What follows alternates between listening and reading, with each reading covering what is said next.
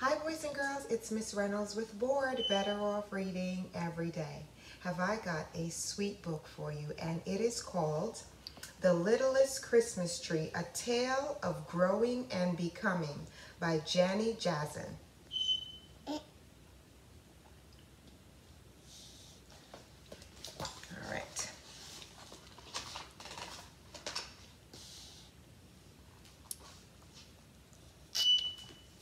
Dear reader, do you ever wonder what it means to be really grown up?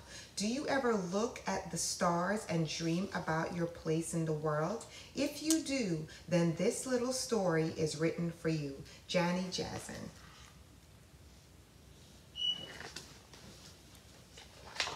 All right. Once upon a time, in a field of young Christmas tree seedlings, there stood a tiny tree, smaller than all of the other seedlings. The little tree stood attentively in her row, planted in the soft, sandy soil among the other little trees. This littlest tree wanted to grow tall enough to become a real Christmas tree.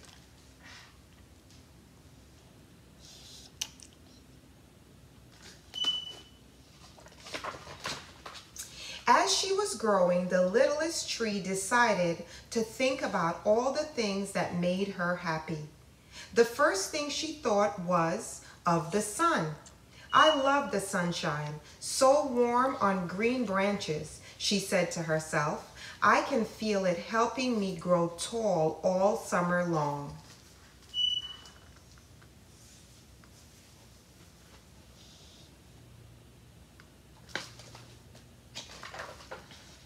The littlest tree tipped her head and thought some more. And the sky, I love that too. I watch it each day as it changes. Some days all cloudy and gray, and some days so clear and blue.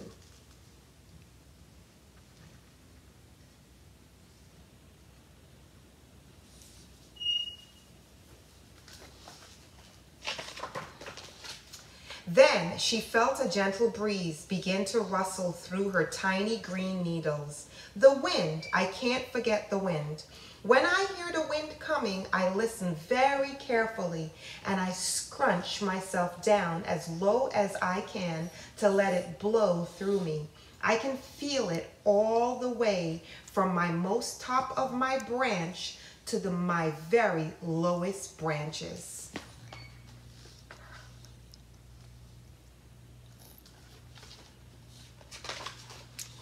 The littlest tree thought and thought about the many wonderful things in her world. Of course, there's the rain. How delicious it feels on my needles, so soft and warm, smelling sweetly of grass and earth.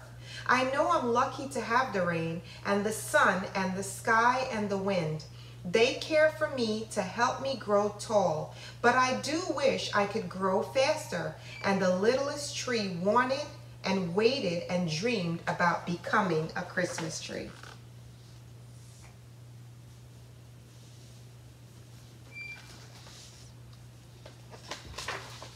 Sometimes the littlest tree leaned over to listen to the grown-up trees talking to each other in the nearby woods. She learned that when she grew taller, trimmers would come with their clippers to carefully shape her tree form. I won't be afraid when the trimmers come, she told herself. I know that I will be shaped to become a beautiful Christmas tree with my very tip top reaching high towards the heavens.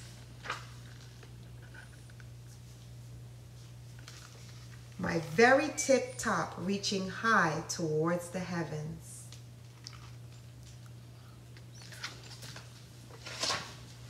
Christmas trees must be a lot like people, thought the littlest tree. People who are good and strong look up to the heavens for strength and encouragement.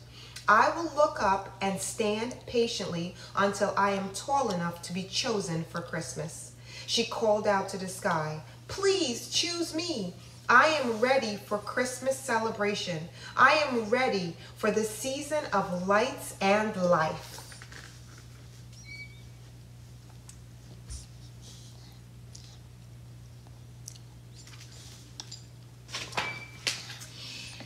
Ever so quietly, the littlest tree thought, but what if I am not chosen to be a Christmas tree?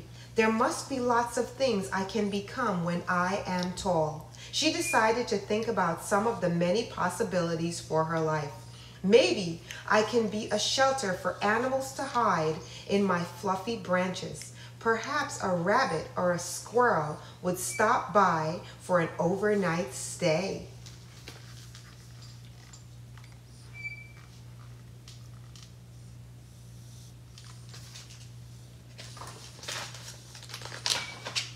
Or I could be planted near a family's house, and little birds will nest in my soft needles. I know my friends, the chickadees, would love to stay with me for the winter.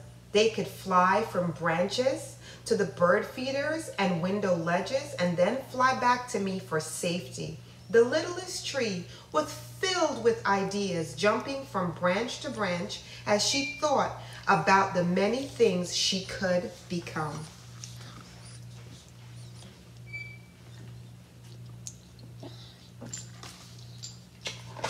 We're almost there. Maybe I could be a window frame and hold shiny glass in my arms. Oh, that would be lovely. There are so many possibilities to think about, said the littlest tree excitedly. Then pausing, she said, but today I can only grow and become my very best right here, where I am planted. I will feel the sun and the sky and the wind and the rain, and I will think about how wonderful it is to grow just for today.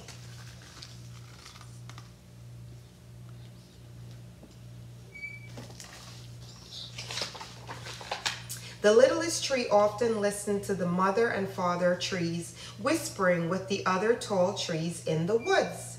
They told stories of their ancestors, the giant old trees, so tall and majestic that even the strongest of men looked up at them with wonder. Looked up at them with wonder. Standing up as straight and tall as she could, the littlest tree stretched her tiny root deep down into the soft sandy soil. She looked up to the heavens and called out to her creator. Invite the birds and animals and all people to come and walk between our rows of seedlings. Sit back and relax. Let them feel the magic of the sun and the wind and the rain. Let them know the wonder of the forest.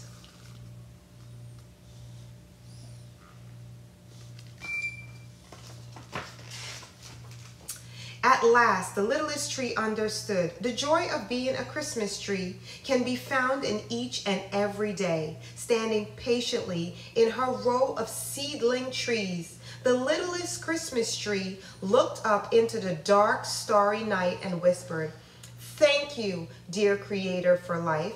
Thank you for dreams. Thank you for ideas and thoughts and feelings. And most of all, thank you for choosing me to grow just for today and to know the wonder of your world and its many possibilities." So many possibilities. We're almost there, boys and girls. So many possibilities. So many possibilities. And this is the end of The Littlest Christmas Tree, A Tale of Growing and Becoming. Boys and girls, I do not own the rights to this book that I have read to you, but I love storytelling magic, and the magic of today's story is we are right here next to a littlest but biggest Christmas tree right here, and we are celebrating all things that grow and learn and become. I became Miss Reynolds through reading to you, and you're becoming big boys and girls, and we're all going to be growing, sharing, and loving together. And that is what I love about what I do. I can put a little knowledge in here, a lot of love in here, and when books fall out of my hands, I can make you laugh. It's been my pleasure. I'll see you soon. Bye.